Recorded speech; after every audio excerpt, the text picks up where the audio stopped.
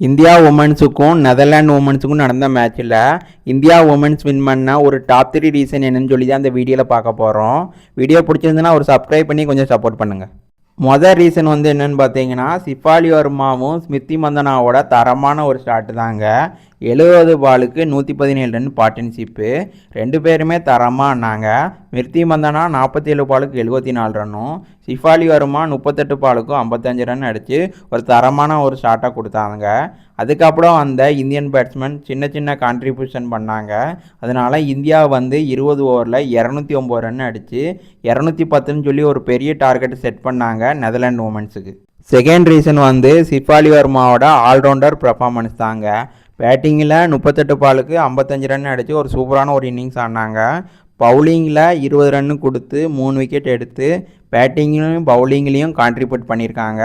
மூணாவது ரீசன் ஸ்ரீ சர்னியோட தரமான பவுலிங் தாங்க. 4 ஓவர் பவுலிங் போட்டு 19 ரன் கொடுத்து 4 விக்கெட் எடுத்து ஒரு தரமான ஒரு ஸ்பெல்லில் பார்த்தீங்கன்னா போட்டிருக்காங்க. இந்தியா 114 ரனில் நெதர்லாந்து உமன்ஸை ஆல் அவுட் ஆகிட்டாங்க.